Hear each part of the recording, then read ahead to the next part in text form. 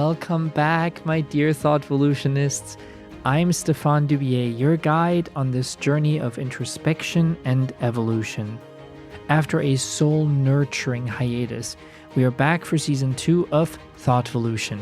And oh my, how I've missed these conversations with you and my guests, my fellow seekers of truth and understanding. In our quest for enlightenment, we begin this season with a guest whose story will not only tug at your heartstrings, but also ignite a flame within you.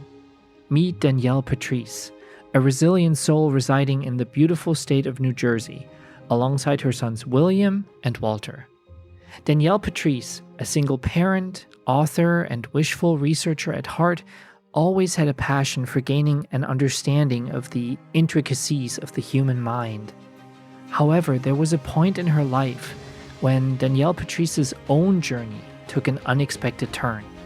She became a survivor, not just of life's challenges, but of the insidious darkness that is domestic abuse. As an author, Danielle Patrice courageously transcribed her pain into words, shedding light on the shadows that too often remain unseen. But what sets her apart is her determination to delve into the very heart of her trauma. Not just as a lucky survivor, but as a seeker of answers. In this episode, Danielle Patrice unravels her own story, a narrative woven with threads of pain and overcoming. But it doesn't end there. Through the lens of her experience, she ventured into the realm of neuroscience, alongside her mentor and an online research academy, seeking to uncover the causes and understandings of domestic violence. Before we dive into Danielle Patrice's journey, let's pause to consider some stark facts about domestic violence. It's not just statistics, these are the echoes of silent battles fought behind closed doors, battles that Danielle Patrice and countless others have faced. According to the National Coalition Against Domestic Violence, more than 10 million adults experience domestic violence each year. 1 in 4 women and 1 in 10 men experience sexual violence, physical violence, and/or stalking by an intimate partner during their lifetime. Now, my dear ThoughtVolutionists, I urge you to prepare your hearts, for what follows is not merely a recounting of pain, but a revelation of strength and the indomitable spirit that seeks answers in the face of darkness. Join us as we navigate the depths of the human psyche, exploring the truth about domestic abuse and bask in the flicker of both darkness and light that keeps Danielle Patrice on this unyielding quest for understanding. This is ThoughtVolution, the podcast where the thoughts of others meet evolving minds. And today, Danielle Patrice invites us to join her in the sacred space where pain transforms into knowledge and resilience becomes a beacon for those still navigating the shadows. Stay with us as we embark on this profound journey into the heart of the human experience. Let's start this episode with a trigger warning, because this episode contains discussions about domestic abuse, which may be distressing for some of our listeners. Listener discretion is advised, and we encourage you to prioritize your mental well-being. If you or someone you know is experiencing domestic violence, please seek support from local resources or contact a helpline, or contact us and we will get you in touch with somebody who can help. Thank you. Danielle Patrice, I am so honored to have you here today to talk about something that may cut a little deep for a whole lot of people out there. So please take the trigger warning seriously. If this is something that you are a little sensitive to, we don't want to hurt anybody, you might want to skip this episode. My first question for you, Danielle Patrice, as like a little introductory question, and to start off on a lighter note, is if you were to create a time capsule representing your life up to this point, what items would you include and what do they symbolize? My gosh, that's such a good question. I would say a lot of the music from 80s, 90s, the music I cherish from those time periods, I believe it. The musicianship, the amazing lyrics and the catchy pop music, some of it, I would definitely put that in my time capsule. So I think just the whole essence of the 90s and 80s culture, I would probably just encapsulate just because I hold that time period so dear to myself, to my heart. Let's see. I would also some of the things that I love doing, like writing, some of my poetry that I don't have anymore, but I used to have some, and I think that that would also work towards my creativity, or just just to look back and see who I was at certain parts or certain times of my life and who I am today. So I think mainly my creativity and the music. I love that. I think those are great things as keepsakes for the next generation. I mean, the 80s and 90s in general. I'm a big fan of that time period as well. So I'm a little bit guilty there. Now, when we talk about time periods, can you take us back to perhaps the beginning of your story? What were the early signs of the challenges you faced in life? I feel for me when I think of especially early 90s, some of my earlier memories were listening to the radio with my mother and either going for a drive with the cars down, the air conditioner on, and just listening to the music playing, and music definitely takes a part of my life because in the midst of, watching some of the amazing shows that came on at that time or listening to music, that there was a lot of dysfunction in my family. There was a lot of arguments. I used to live with my grandmother and relatives, aunts, uncles, cousins. So it was a full house, literally. And sometimes that comes with a lot of clashing personalities. And I was the youngest, child in the house, or the only child at that point. And so seeing a lot of dysfunction, a lot of arguments, that really kind of, I feel, shaped my personality a little bit back then, where, I didn't like that, all that chaos. I didn't like seeing the arguing, constantly, or hearing, having the cops come over to the house because, people are fighting in the house. So, that really shaped me, seeing that when I was younger. A lot of it also, I had a relative who was abusive to different women in his life, and I would hear different stories and certain stories I remember where my mother is helping one of his children's mothers, and different things are happening where another child's mother is coming in and getting upset about what he's done, and it's just hearing that was very upsetting. It was like, I love my relative, but at the same time, these were things that I don't think I've truly understood. And looking back on that, there's like little increments that lead to where my life turned as the years gone by and throughout the time of college, because I would say that's when it really took a trip for me. My mother, unfortunately, she committed suicide 6 weeks after I graduated from college. And my mother had paranoid schizophrenia. So, actually, it's bipolar paranoid schizophrenia. And the thing was that you have an inkling something's going on, but you just don't know what. And unfortunately, my mother was not diagnosed until I think it was too late. And around that time, while I was in college, is when I first met my former abuser. Because I wanted to pursue in college, I wanted to pursue music and TV, film, radio, the whole nine. Like I said, I love creativity. And I felt that going through the college and having this life, this new life, or beginning to start life, like I'm ready to explore the world. I'm ready to, just do big things. That's the best way I can describe it at that time.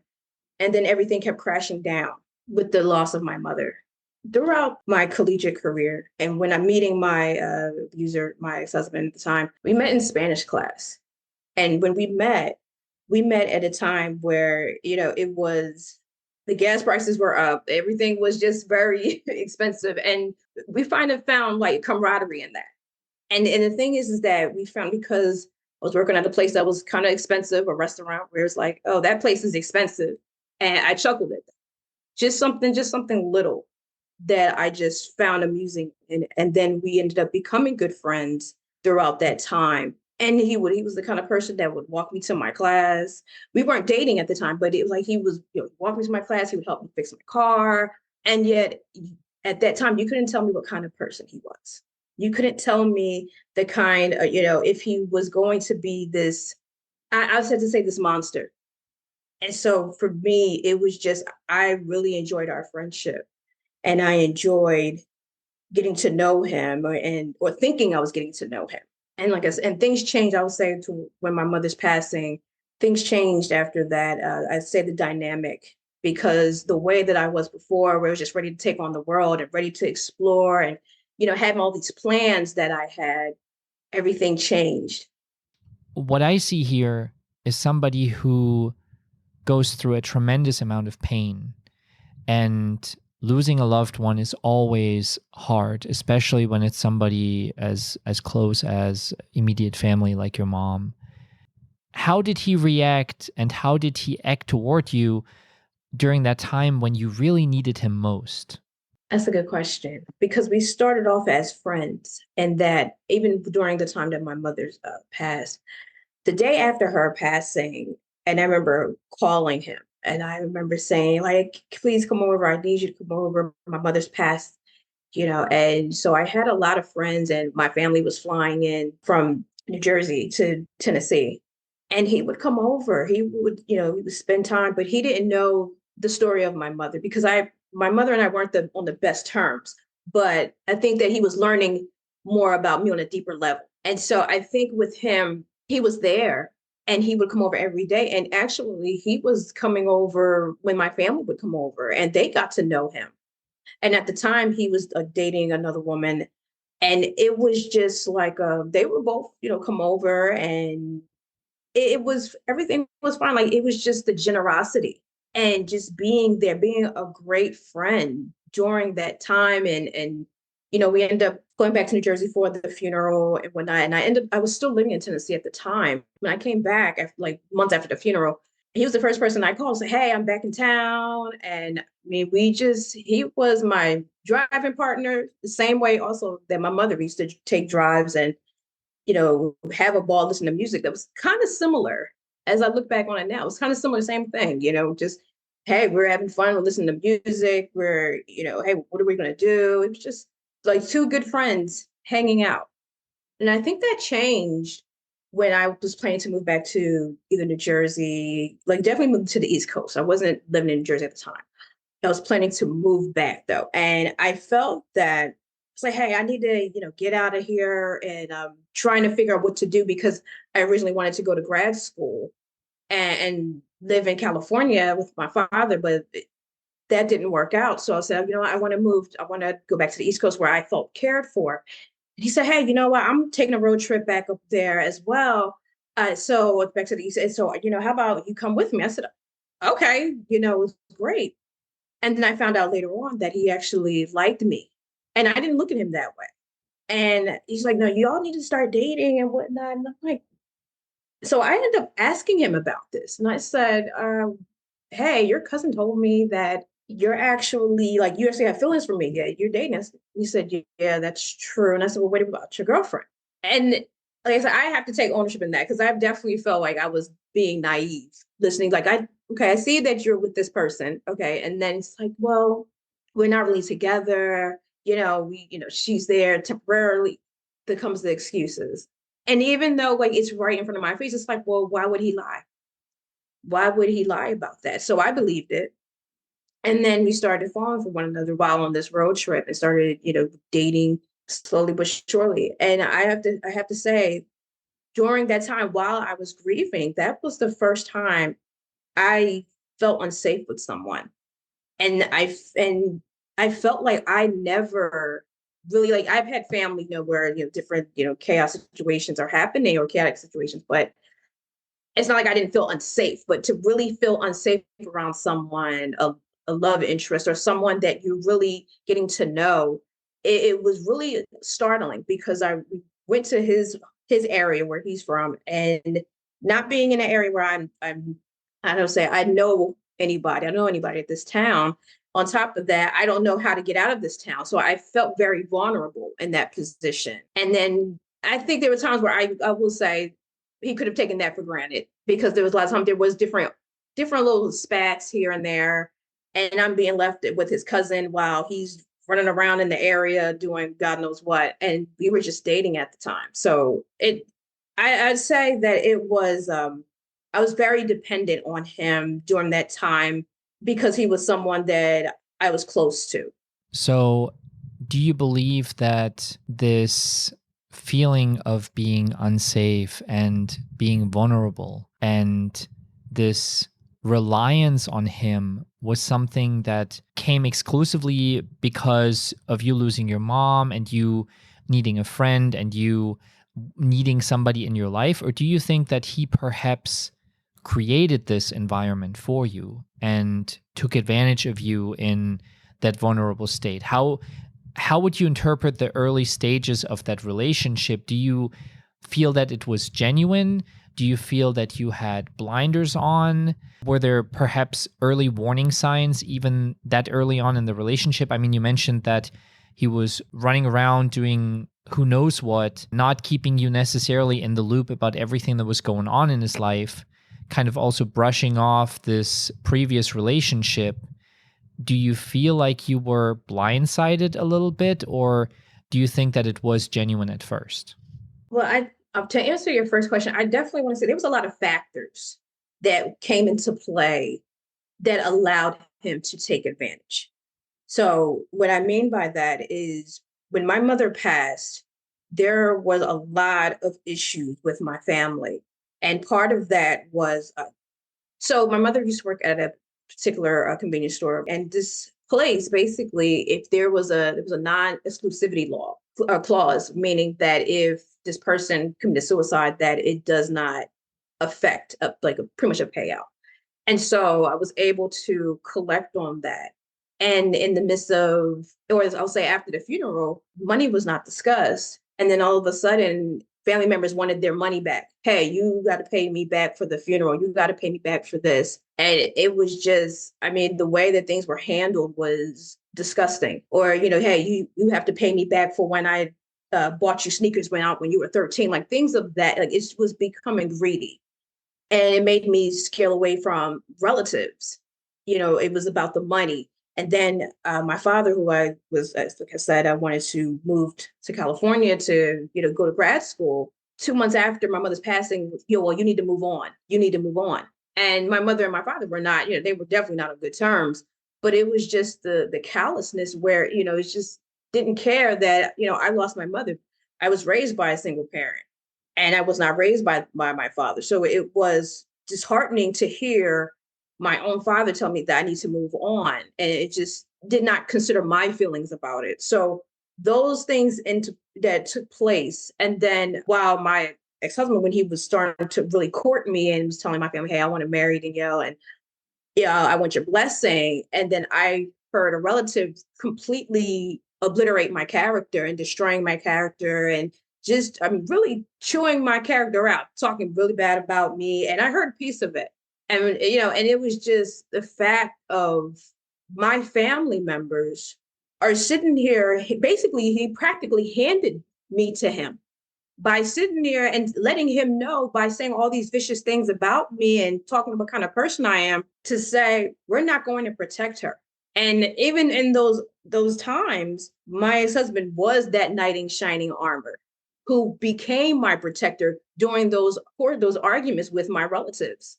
And so it was really interesting, the turn of events, how this man was my protector and against my relatives. However, it changed, I'll say, during the arguments because I was with him and pretty much isolated myself away from it, because I was not dealing with any relatives at that point. And so I was specifically with him. We was just like, it was almost like a dynamic duo, really being together constantly all the time. And so I feel with that, because it was already the isolation in place, it was already different factors in place, it started the emotional abuse.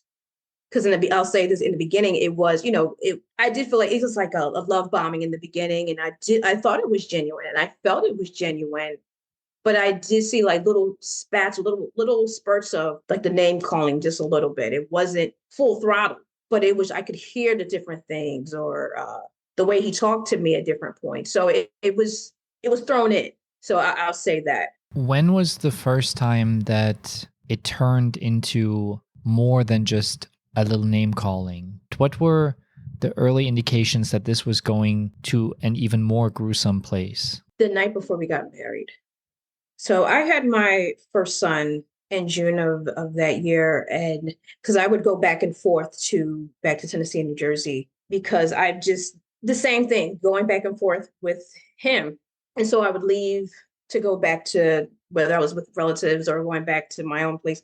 And so when I got pregnant, I ended up having to do things on my own while he had his own mental situation going on. And during all that time, he came back up here with me when I had my son, and we ended up living together in my apartment up here. And so the pastor of the church basically said, who I knew for a long time, said, "Hey, look, you guys got to get married. You can't stay here unless you get married. We don't believe in shacking up." So said, okay, we're already talking about getting married, so we're getting married. The night before, we got into some argument, and I can't even remember what it was about, but I just remember him pinning me down and saying, "Now I can do whatever I want to you because you're my wife now." What went through your head? And I mean, obviously, you still went through with the wedding. Something that we often see represented in movies when the subject of domestic abuse is explained is that the abuser will do something terrible and then come and apologize, explain that it was a one-time thing, it's never going to happen again. How did you feel when the first incident happened? How did he deal with it the next day, and how did you perceive him dealing with it the next day? Well, I'll say I was scared out of my mind because I did not know what to expect. That was the first time, and it was for me a state of shock. And also, how do I get out of this? My original protector was my mother, no matter how long, we didn't get along all the time, but she was my protector. How do I get out of this type of situation? And I did not know how to get out of it. So it was just like going through with it the next day. And not as if that I didn't remember or didn't forget about it. It was just like, just try to make this work, or I I want to say I feel like he apologized. But again, this is like I'm not remember everything at that point, but I know we went through with it and just trying to get on with the day, trying to put on that smile and just trying to not cry, let's be honest, because it was just a lot of emotions anyway. Not having my mother there, not having the full support, not having what I felt a wedding should be, and then having this on top of that. So it was just like, okay, we're going to get through this, and I think he was also in that way getting through it, and I think that's the best thing I can describe, just trying to get through the day. Now, obviously, you made it through that day. What was the timing like between that first incident and the next one and the one after that? How did it escalate? The first incident was 3 weeks after the wedding. And I just remember him running out of the room. I think we were arguing about some things and running out of the room and pushing me against the wall. And he ripped the left sleeve of my shirt, which was my mother's shirt that I was wearing, because he didn't want me to leave. And I want to say, I don't even remember like all of the time. Some I may have blocked out, but I feel like it was a reoccurring of arguments and fighting. And, I just remember him almost like trying to barricade me, like trying to pin me down, or just like trying to like wouldn't let me breathe, wouldn't let me like get out of my space, my personal space. But I would say it took a year's time before then the first restraining order happened. And I want to go into this because this particular incident, my ex-husband, I ended up introducing a lot of people where I lived, who basically a group of women who they had an organization, and also were the church. It was including the pastor, because we have mutual relatives and whatnot.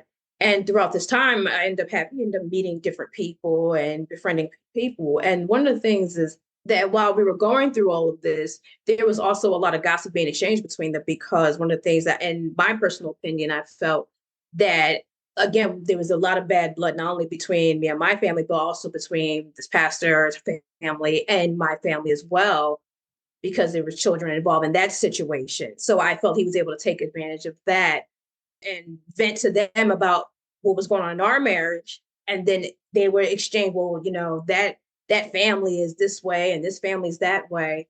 So I felt that the first incident, it was told by, this is what I ended up finding out, that this particular women in this church told him, well, you need to go get a restraining order.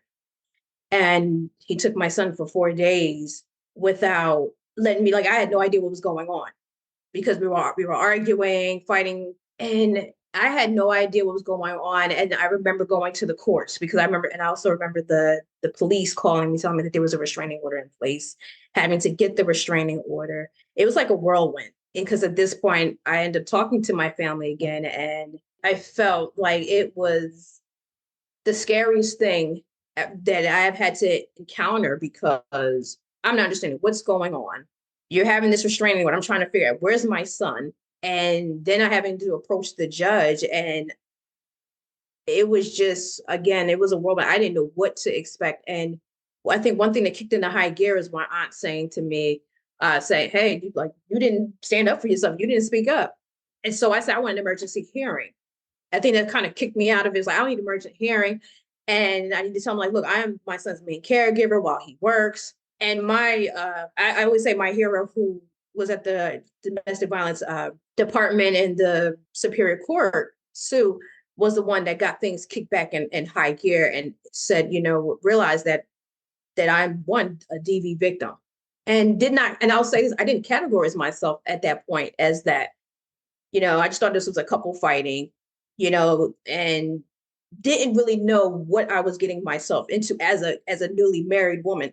So I didn't look at it as a domestic violence victim at that point. And so when I explained what's happening and all the fighting that's taking place, and I'm saying that this is my son, he's taking my son. I'm his main caregiver. My son at that point had some situations going on with his health that he needed to be taken care of. And Sue, what she did was allow me to, one, counteract that restraining order that he had against me, and I did a restraining order against him as well. And two, she called his family and said, you have until 7:30 to bring that child back here. And if you don't bring this child back, you're going to be arrested. And that's when things started really trying to turn around, because it was like he was villainizing me. And I'm sitting here fighting to you to get away from me at points. And you're sitting here, and now you're putting restraining orders into play. You're putting courts into play. And it is very scary to have to encounter, especially a first time. So for me to have to go through that and to have this experience, and then have this woman advocating for me, saying, no, she's a victim here. This is what's happening. And it led to further, I'll say, ultimately led to 7 restraining orders that I had against him. Now, clearly he tried to use the children as a pawn, which from what I've read is a common occurrence in domestic violence families, that the children end up kind of being dragged into the situation. Would he ever show any violence toward your children? I would say, as there's a couple of incidents that I can recall, yes, where, and I'll say this, like, I remember I was going to a store. We were going to like a Staples or whatnot. I think we were arguing about something, and he was trying to push my older son. He's like, man, move, like walk. And he pushed him and he fell. And I got so upset. I was like, don't do that. Like, yelling at him. It's like, you don't do that to him. And I remember him later on apologizing, and it was just, I was so angry about that. It's like, like, what are you doing? And then I remember another incident, we were arguing. He was in the middle of braiding my younger son's hair, and he was pulling his hair. I mean, luckily my son, like, he was an infant at that time. So he wasn't really, I don't think he thought much of it as a baby, but I do remember some incidents like that.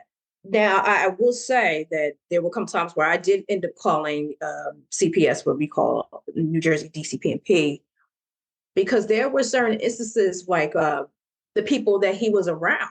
And there was a time where we had 1 week on, 1 week off visitation for each other, for our kids. And I would have my kids in school on time. They're together and everything else. And then the next week, the kids aren't in school at the same time. They're not, they bring them to school at random times. My son is having rashes, and where he shouldn't have had rashes, where diapers. And I've had to, contact CPS, like, what is going on over there? But then he would also weaponize it at the same time, because there were a couple incidents where my son he would run around. My older one, he would run around, and my younger one, they would run around because they're kids, and they accidentally hit their head on something, and so it's like, oh, I'm gonna call. So it was almost like a tit for tat. But my thing was, I'm not trying to do this chess war. I'm trying to, really trying to take care of my children and put a stop to this. You just have a family, and it seemed like it was his way of having a family was being chaotic like this. So yeah, he definitely used them with those instances, and also he would keep them out for hours at a time. And and wondering where my children were, and wondering why they're out so late. Why are they, at this person's house, until 5 o'clock in the morning or till 4 o'clock in the morning? It was just some of those in the early years, some of those in the later years that really, I just, some things you can't grapple, you can't grasp. Like, why would you do that kind of things? Now, all these things that you had to experience, how did all of that affect your own mental health? And how did you prioritize your well being throughout this horrifying journey? It was hope. I felt hopelessness, but I had to keep going, for my children. I felt like there was times where I felt powerless. There was times I didn't know who to trust or how to trust people. I'll say at times different escapism where it was like watching TV for hours or talking to other people who I knew were my friends, like he didn't know, or friends that I, known from childhood or whatnot. And I knew that they weren't going to go back to him and telling him what I would explain. There were times that I would have to reach out to whomever to ask for help, whether, it was friends, like family friends, whether it was advocates, whomever, whether it was a hotline, asking for help, screaming for help, because I really did not know how to get out of this situation. It almost felt like the way that he had, because I didn't have the support and I didn't have the help, that he had his family who were completely in cahoots with him.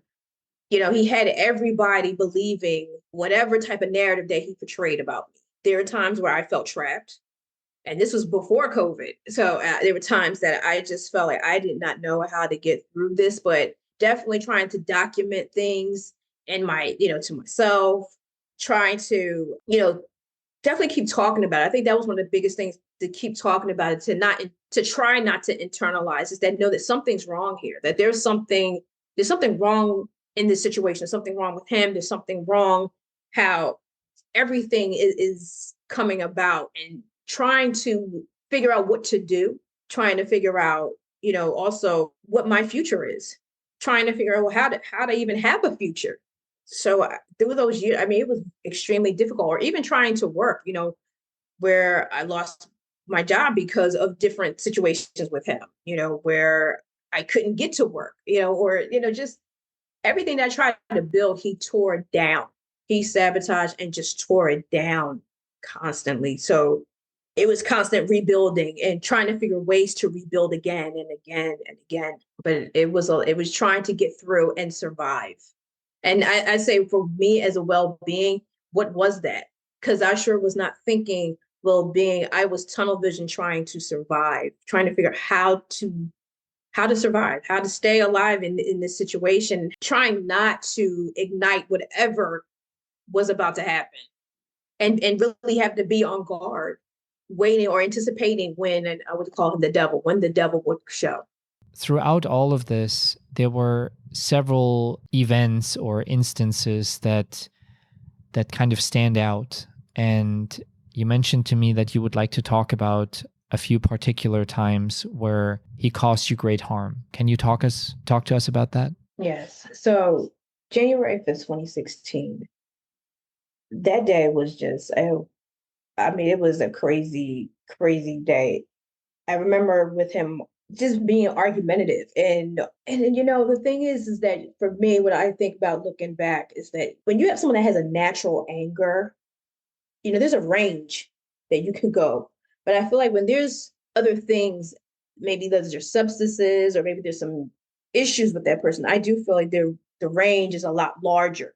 I feel like that day he was just, I mean, it was like he was talking to me again, destroying me. Like, you're talking about how I had C-sections for, and trying to demean that because I had emergency C-sections.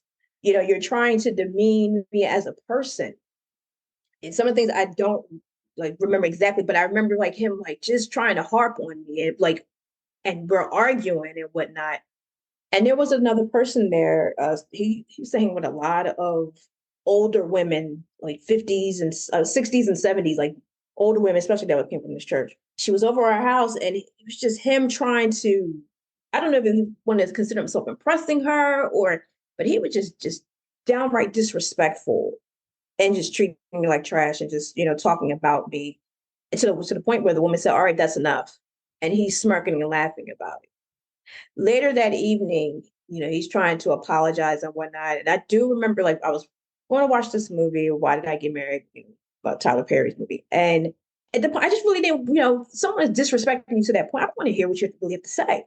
And we ended up getting into this argument. And one thing I know, I remember him trying to approach me. And one of the things that his move was to pin me down. And so I want to set the scene that he did this while I was pregnant. He's done this multiple times. So it didn't matter what condition I was in. It was like he loved to pin me down. And I remember there was a bottle, and I had, tried to hit it, like hit the wall with it, like get away from me. It didn't break, but it was just like, get away from me at this point. I was just sick of it. And I remember him grabbing me. And again, I remember him putting me down, and I remember like fighting. We were fighting. And then I hear something. He goes to the kitchen. I'm hearing like some like the metal in the kitchen, and now he gets the butcher knife, and I'm like trying to run to the door. And I think from what I remember him pulling me back down. I remember having this yellow shirt, and he pulls me back down, and he locks the door, and he has this butcher knife to my neck. And I have to stay very calm at this point because I don't know how far this is going to go. I don't know if I'm going to lose my life this night. And I remember him, having this knife, and then somehow I'm standing up, and he has this knife pointing to my face. And I think, the woman that was there, she tried to calm him down. And he's like, "Well, do you want to divorce me?" And I'm like, "Put the knife down." And he puts it down. He finally gives it to her, and I pushed him out of the way and just kept pushing so hard just to get him out of my way. And just I ended up trying to get out of that apartment because I just did not. I'm like, this is crazy. This is insane, and end up fighting again, fighting more. It was just like, it was never ending. And so he picks up an iron. And I mean the iron that you iron with your clothes. This is the dead of winter. I have no coat on, no shoes, no socks, just have whatever's on my shirt and top. And he's chasing me with this iron like he's going to like bash me. And I run out this door, and he's right behind me. And I ended up running on this hill. And I just remember hearing go zigzag. And I went zigzag and ran. And I'm screaming for help. And I run to an old friend's house who I actually went to high school with. And I'm banging on the door. And she's seeing me in this disarray. My hair is all over the place. She's saying I have these like scratches, like it looked like Wolverine scratched me on my chest. I just looked tattered. And I'm like, "Please help me, help me." And I just remember like one of the friends called the police at the time. And the police, they came, and then they took us both to the station. And the thing was, the same person who was there that night also lied and said that there was no knife that night. And so they were looking at me as the suspect and looking at me as so now I'm being considered as a victim defendant, which is someone, again, fighting for their life. And now you possibly getting pressed charges or going to jail, these kind of things. So now I'm dealing with this situation. Meanwhile, this man is sitting here. They're not talking about bail for him. They're not talking about, oh, he may be arrested. And he was also able to file a restraining order against me. And when you get a restraining order, whoever gets the restraining order first, especially in New Jersey, you get to have the house, you have the kids, you have all of that. And I had to go back to my family once again. And so that was a very hard time in my life because that's where the on again, off again, meaning 1 week on, 1 week off with my children and having to fight that, in the courts again. Meanwhile, this person is the same person who is wearing Stop Domestic Violence bracelets, and is pretending to be this victim. There was also another occurrence where, we both got arrested, and he's playing gospel music. Well, I'm sitting here, just astonished because of, the fact that this is the situation happening again. The last hurrah, the last incident was when back in 2018, and basically had my oldest son out till 4 o'clock in the morning.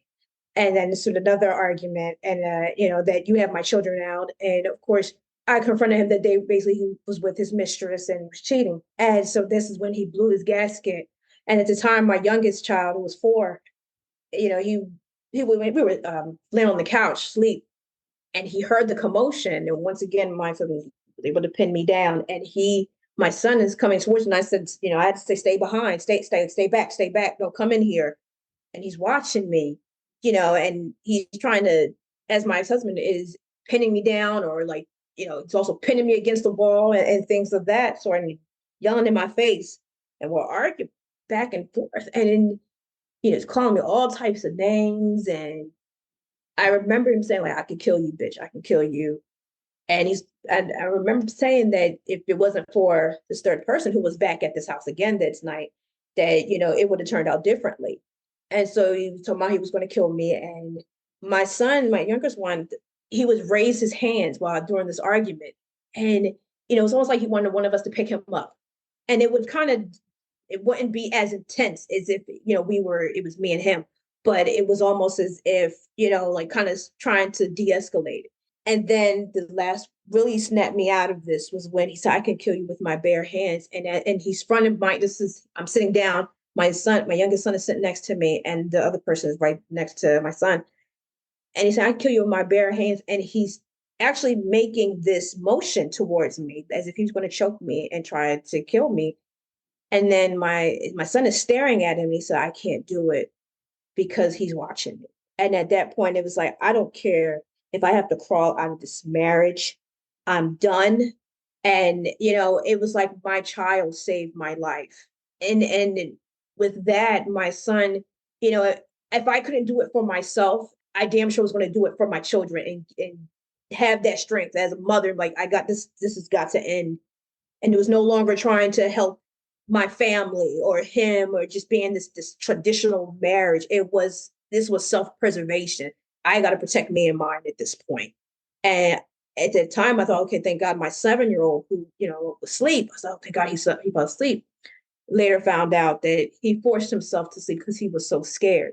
And so, and that's what led to the 7th restraining order. That's also led to CPS also getting involved, and also which led me to getting my strength and filing for my divorce and leading to everything. You described this image of you clawing your way out of this. If we have somebody listening who is still very much in a relationship that has turned abusive, what would be your word of advice to that person?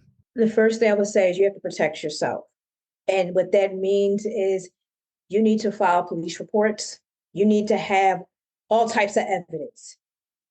Because even though I don't go into all the details and say everything word for word, you're going to have to overprove that you are a victim in this situation. And you're going to have to contact and be as loud as possible you're going to have to contact your courts.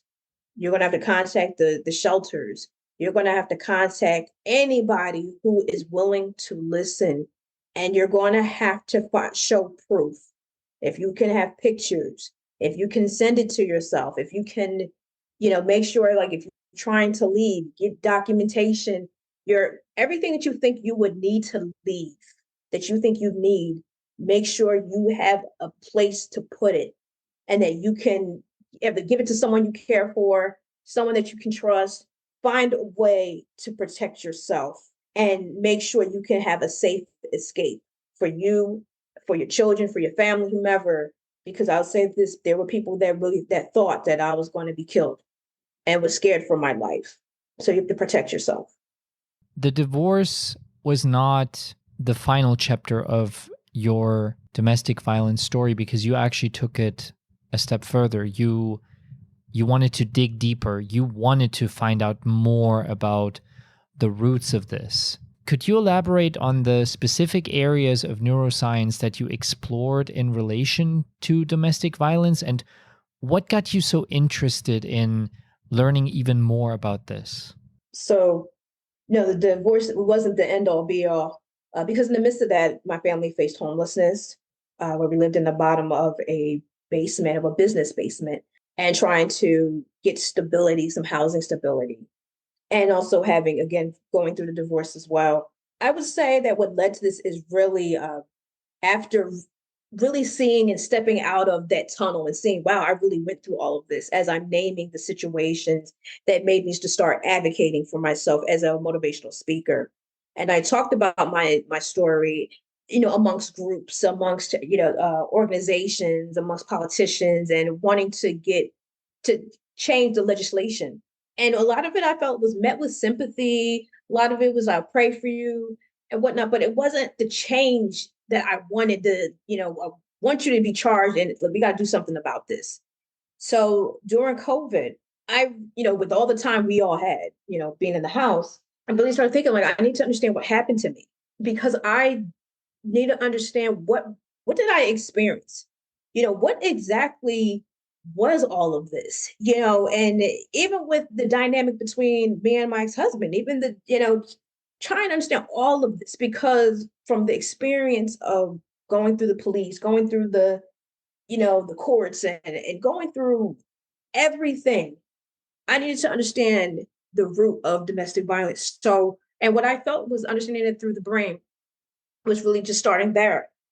And so I contacted an online research academy called Poignant, where they actually market to children.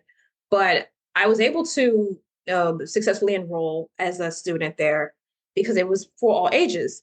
And I had this amazing mentor, Isabella, who was a neuroscience graduate, and she's a grad student. And she allowed me to and guided me to do the scientific process. And so for the first time, I've done this therapy. I've done beyond this point. I've done therapy. I've done the women's shelters where we're learning about the power and control wheel. However, when I did this scientific research, and they were talking about the brain and talking about in correlation to domestic violence and what's happening, was the first time I felt validated. The first time that I felt understood and I felt heard, and talking about certain things that take place within the brain, within neuroscience. And for me, it allowed me to explore the dynamics of domestic violence. See, I knew my experience. I knew what I went through, but I felt that to scientifically be able to prove that this is what's happening. So what I did was through doing research, researching case studies, researching all sorts of scientific literature reviews. I ended up also interviewing a multitude of people, from children to former police officer, sociologists, psychologists, all these amazing different people, and find out how domestic violence impacted their life throughout their profession.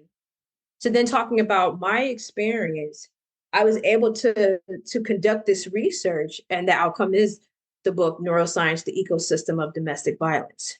And so with that book, what I did was I was able to not only talk about the brain and talk about the neuroscience, and what I discovered is that, if there's in the brain, there's something called the limbic system. And part of the brain is in that limbic system is the amygdala, the hippocampus, the thalamus gland, and whatnot. If there is malfunction in that part, or emotional dysregulation, it can lead to a person becoming more violent. If there is damage in what is called in the prefrontal cortex, there's possibility for a person to become violent. And in the brain, when you see there's grooves, it's called ridges, and the gyrus. If there is what's particularly called gray matter, if there is the reduction of gray matter, can also lead to the mental illness, actually, and which is correlated with schizophrenia. So these are things that I was able to research and to find out, which also led to understanding that it was a greater impact of, it wasn't just between me and my ex-husband, that this was something bigger than us, that it was really how society handles domestic violence. And so what I did was I compared it to an ecosystem. And, and as far as biological terms, it's considered organisms that all pretty much are interconnected. Hence, case in point, you have the sun that pretty much helps everything grow with the sun, whether it's the trees and whatnot. These trees, when the wind blows, it gives us shade, it keeps us cool and whatnot. Same concept with domestic violence, that it does start in the brain. Because what I want to make a point is that the root of the domestic violence abuse is within the abuser. It's not within the victim, it's within the abuser, because the abuser is inflicting pain onto the victim. And so there was a lot of information talking about, how one, is this a socioeconomic issue? Is this a genetic issue? Is this a nature versus nurture?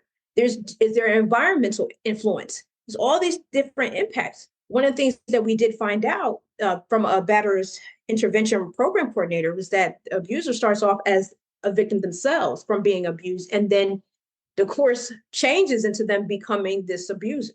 So from the ecosystem, I basically compare the brain to the atoms, the emotions and actions to the molecules, the cells to the people, which was the abuser, the victim, and then introducing, as I called it earlier, the victim defendant. And that's a new word that people are not familiar with, where again, people will say that you don't look like a victim because you're fighting back. There's a stereotype there.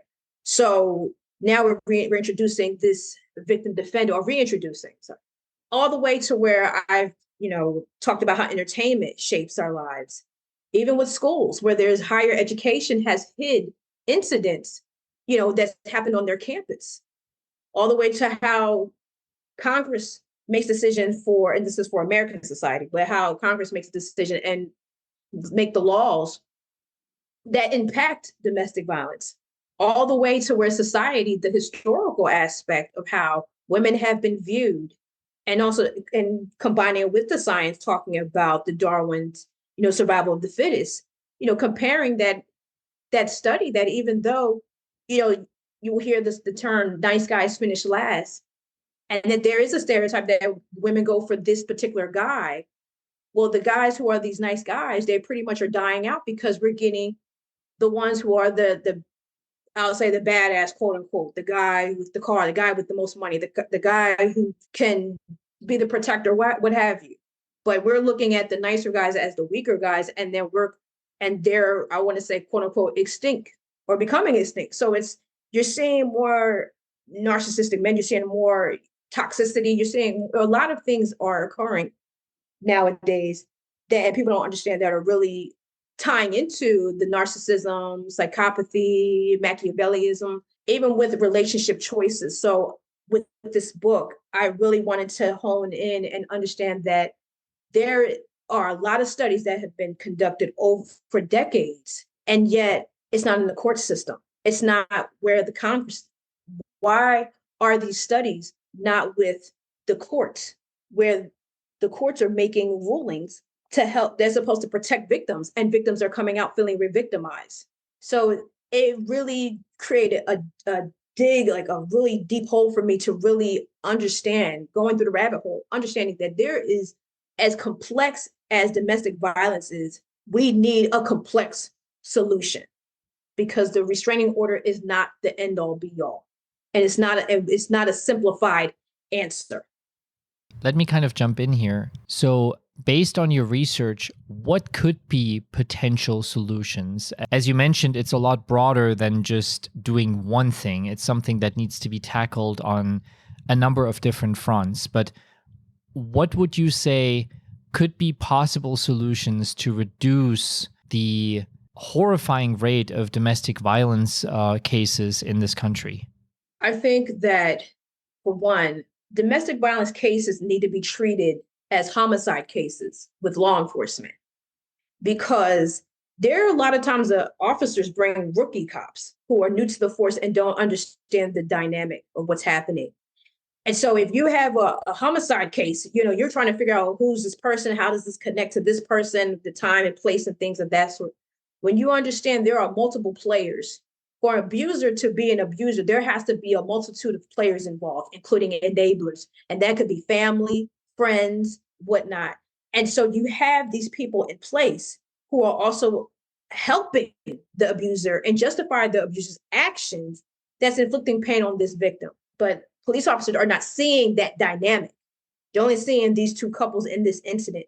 And also I'll say this, they're not seeing they need to understand who's the victim in this situation and who's the abuser. And that's where the medical field, the mental health professionals, the scientists who have conducted these studies need to have to be involved, because you're only there because of the law. This is the law. This is what the law says, X, Y, and Z, but you don't know who's the victim here.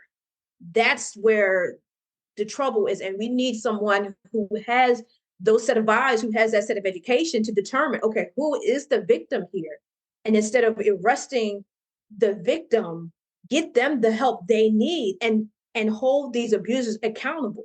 Know what to look for when the abusers are getting caught, because they're turning on the charm. They're trying to make sure that you don't see the side that the victim has seen, because they're wolves in sheep's clothing.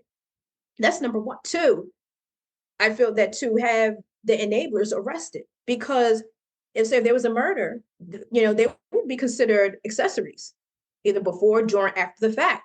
Well, before the fact, this is the abuse. So they are part of this just as much as this abuser.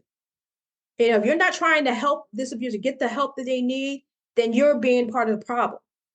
There needs to be a more honed in, and also having the batter's programs needing to be more than 6 weeks. Need to have inpatient, because we need to understand what is happening with these victims for them to be so violent and to be feeling comfortable being violent with their spouses or their significant others. I've also said this even with the courts, that the medical professionals, the scientists, the psychologists, all of these people also need to be involved where the laws are being made, where the court cases are, because again, you're having judges who don't know these people's mindsets. And for the court to be involved with so many humanistic behaviors with all of these cases, you need to know what exactly are you dealing with. And so I think that all of these things is a start, but the ultimate thing is making sure there are programs and resources in place to have help for victims, because it's like, okay, we have the restraining order, well, go to a shelter. But if that shelter is not available that night and you have to go to another county, how do you get to that county? There's no shuttle bus to get to that county. So there's a lot of gaps that needs to close in order to help that victim, because it's not just that, again, when you get the restraining order, it's not the end all be all. There's a life after the abuse, and is trying to pick up all the pieces that were destroyed, after something like horrific like that. You're trying to put your life back together, and, it's trying to walk and talk all over again, trying to figure out who you are again, trying to become stable, financially stable, emotionally stable. And you're having to do this all in this time. And I feel that with society, we're not even allowed the time to even grieve that, because everything is hustle and bustle and trying to work and do all these things, that we can't even take the time out for ourselves. So it's a lot of things that this society, that American culture has to do to really make us safer for victims, but also making the abuser held accountable. I agree with you. Healing takes time, and it's not something that happens within, 5 minutes. Yes, you might be out of that situation, but that doesn't mean that you're recovered, that you're healed, that I guess you're never really back to being the person you were before. Which leads me to my next question. Now, obviously, luckily, you survived. You got out of this situation. How do you now handle relationships, romance? How has your own approach toward dating somebody new, or even allowing anyone that close to you again, how has that changed? Oh, dramatically. For me, it's a friend of mine and I talked about this years ago, where it's almost like it gives you a sixth sense in a way where if I see an abuser, I can see it coming. And it's like, oh no, I know what you're about. I definitely have my guard up because of my experience, and for me, what I've done since everything has taken place, since trying to come, just getting my life together, focusing on the healing for myself, but also the healing for my children. Because people don't also realize that the children are also caught in this because they having to love both their parents when which one is an abuser and one is the victim of the situation. And trying to make a safe space for them to feel comfortable saying, how they feel and creating that environment. So for me, my thing is it's been focusing on building my life back together and building my career and building, what I want to do for myself because so many years have been taken away and it's been because of this result of this abusive marriage that I want my life to start. And I want to be able to transition my focus from dating to building something for me and for them. So like there have been a couple suitors, but my thing is I know I'm not ready.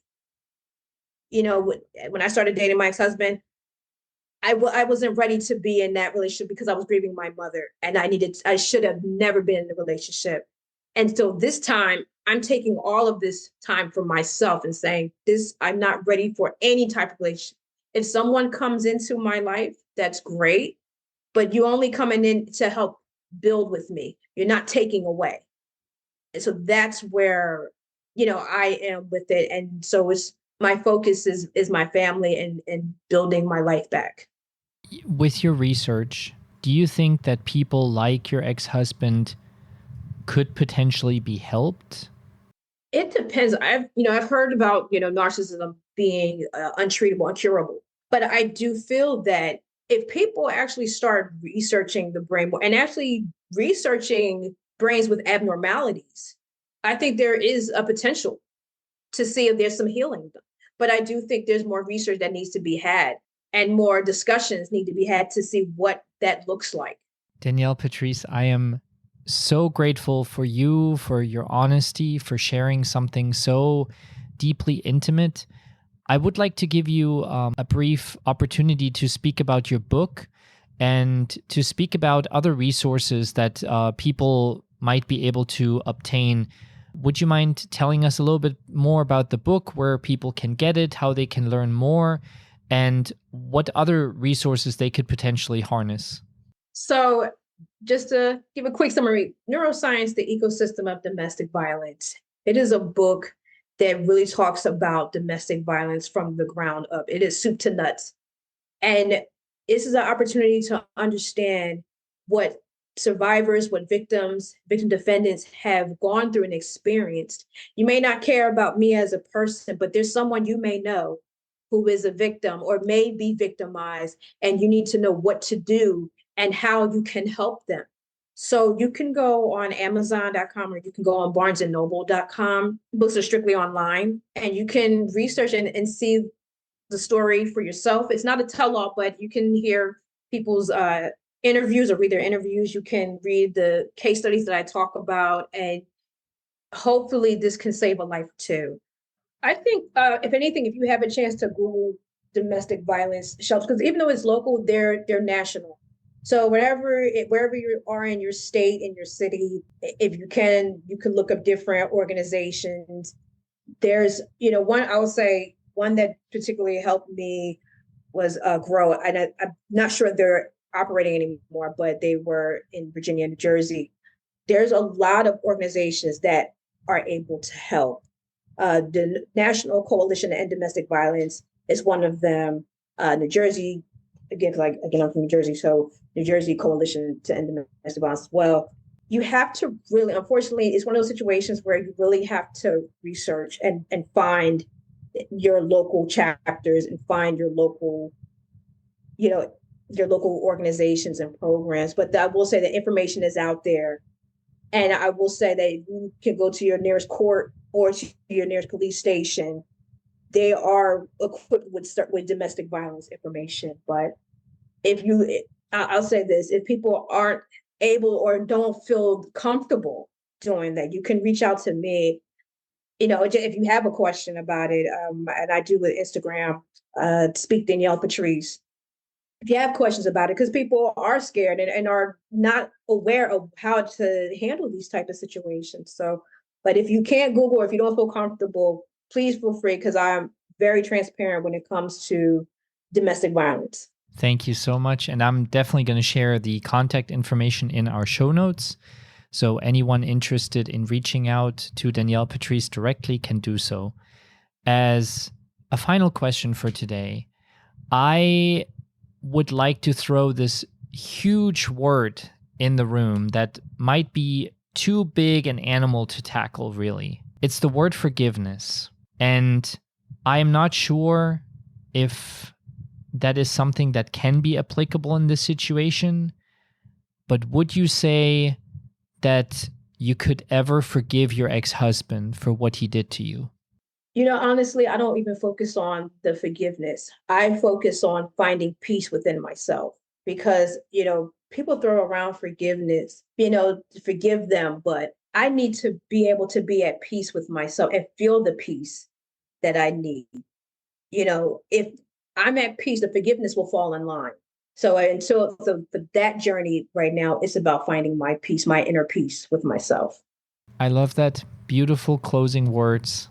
Thank you, Danielle Patrice, very, very, very much for your honesty, for your openness, and for sharing your story with us today. I really, really appreciate it. And thank you. Thank you so much for having me. I really enjoyed this. As we conclude this powerful episode on domestic violence with Danielle Patrice, I want to express my deepest gratitude to her for sharing her story so openly, in such a raw and genuine fashion. That takes guts. Sharing something so personal and so painful, that's brave. And her story is a narrative of strength, survival, and the courage to break free from the chains of abuse. If you have a little bit of time to spare, maybe a little bit of money to spare, please check the show notes to find out how you can get your hands on Danielle Patrice's book to support her advocacy work and further research. The show notes are also where you can learn how you can follow Danielle Patrice's journey, because luckily, her story is far from being over. Now I know today is the day of love, but on this Valentine's Day, let Danielle Patrice's journey serve as a reminder that love should never be synonymous with fear. And relationships should be sources of support, love, joy, encouragement, not sources of pain. We hope this episode sparks conversations, fosters empathy, and encourages those who may be facing similar challenges to seek help. If you or someone you know is in need of support, domestic violence related or otherwise, resources are available. Reach out to local organizations, hotlines, or friends and family who can provide assistance. You may also contact us at any time by calling 864-501-5033 or by sending us an email to info@thoughtvolutionpodcast.com. We will try to help, and we will try to get you in touch with somebody who can help you. Remember, you are not alone, and there is strength in seeking help. We here at ThoughtVolution stand with you. Now, thank you for joining us on this heartbreaking but with a big silver lining kind of journey. We believe in the power of storytelling to inspire change and foster understanding. If you found this episode impactful, please share it with others. Together we can break the silence surrounding domestic violence. And if you have a story to tell, please go to ThoughtVolutionPodcast.com and fill out our intake form. It would be a gift to have you on. Our website is also the place for you to find out a bit more about me, the show, to order yourself some cool merch, and to revisit previous podcast episodes. All of the episodes from season 1 are online, so go check them out. Until next time, my dear ThoughtVolutionists, take care of yourselves and each other. Happy Valentine's Day, and may your love be a beacon of light and kindness. I love you lotsies.